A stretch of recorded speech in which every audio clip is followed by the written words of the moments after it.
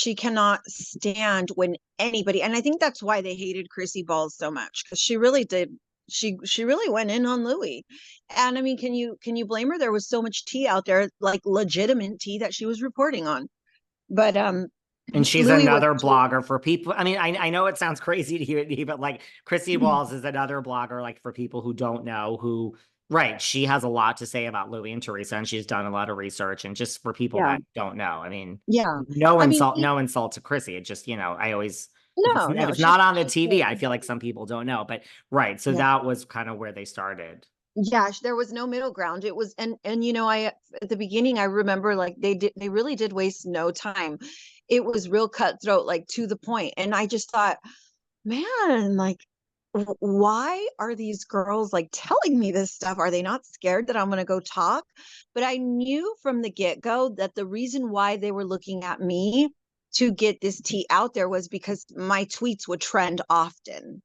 So I'll tell you, if my social media platform did not, gather the attention it did, I don't even think they would have talked to me.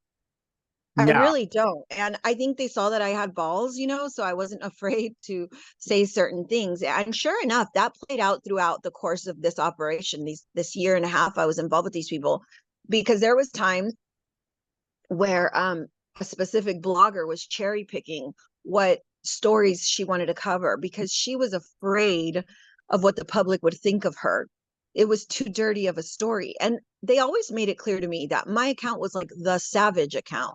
My account was the one that got in the trenches and did like the dirtiest of, disgusting filth for them. So from the get go, they were like, this girl will do anything we tell her, and we're going to make her put out the most disgusting things, and we're going to like utilize her. Like, they saw that I, number one, cared for them, like I was supporting them, I was calling her a queen. So they took advantage of that because they knew I liked them. And number two, I remember, like, they always made it clear, your account can stay dirty because people view it that way anyway, but we can't dirty up this other account because it's so big. We don't want her to lose fans because she's calling Melissa Gorga a whore or Margaret old. We have to protect this one, but we're going to let this one crash and burn because this one it's like a fighter. It'll always get back on its feet. And people really love the dirty, nasty tweets. I mean, and it's true too, David. Like, I would post something flattering for Teresa and it would get like nice likes, but I would post something hateful towards Margaret and it would take off. So misery does love company in the realm of Twitter. Like, people rather see negative tweets than positive ones. But anyway, they protected certain accounts because they wanted to keep that platform, and they utilized me and mine in every. I mean, they violated it. They violated it. That's like the word, because they did. That platform did it all for them. That platform was in Danielle Cabral's father's Instagram DM.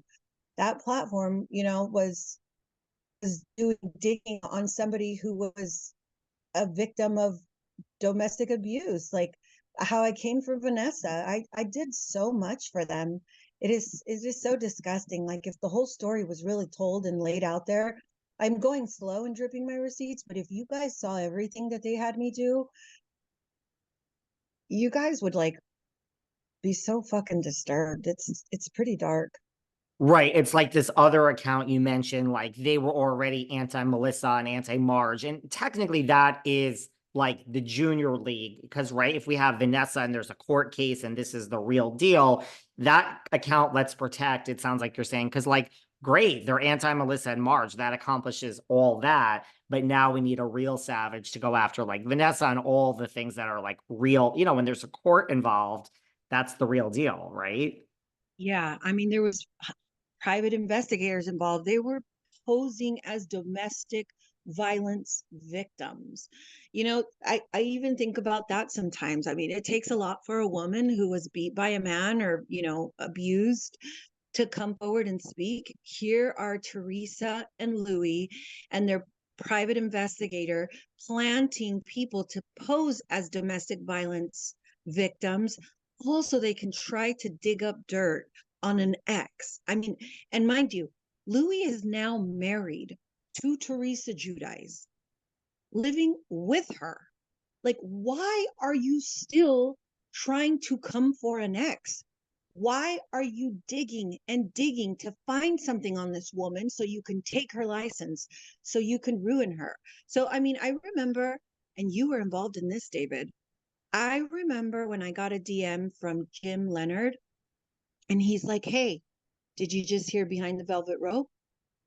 They said that they had just talked to Vanessa on the phone, and she mentioned how Louis was served with a restraining order when he got back from Puerto Rico. We need to get the date of if this was recorded on a Saturday, because you would drop on Saturday. If this was recorded that morning or if it was another day. They were trying to establish a timeline that they were going to use in court. And I remember I slipped into your DM. I don't know if you recall this. It was all RHONJ facts. And I was like, "Hey, was this recorded this morning? Or did you guys just drop it this morning?" I was trying to establish for Jim Leonard when you guys received that call from Vanessa. So, And I mean, Jim, right, I get it. No, I mean, I know what you're talking about. It's almost like I was being manipulated too without even knowing it. But that was a situation where, and I don't even know what the meaning of this is really, because I tell people I don't even follow all this stuff off camera because I mean, I'm so busy. But right, it was a thing where it was dropped and then that was added per Vanessa calling. But I don't know who told her to call. I imagine her attorney, right? That's just what I like. The whole episode was recorded and the Vanessa stuff I think was added at the end. We had to come back on air, I guess, through her attorney, right? Because I don't, or yeah. was it Well, through I Jim Leonard, or remember, was it Jim Leonard that set that up? We're gonna I get remember into Jim Leonard in a second, you know? Yeah, well, I remember I had to find the timeline for them because they were trying to get something situated legally behind the scenes. But this is what I mean. Like, I It's was sitting sick. there, It's just all sick. yeah, I was watching this woman. I knew they had put people in her practice to spy. I was over here reaching out to you and at the time your co-host to get information. I knew that I knew why Vanessa was serving a restraining order against this man because they got caught that they planted people in her practice. I mean, and if she only knew at the time, I was spying on her since like Thanksgiving of 2022. So it was just so like deep. There was so much, so many layers people don't even know about. So like people see me as a hater account, like ratting out Teresa, that I'm on this like a vendetta tour against them. No, guys, there was like seriously some crazy fucked up shit going on behind the scenes. And I realized that it was beyond a show. It was no longer like gossiping or calling Margaret old.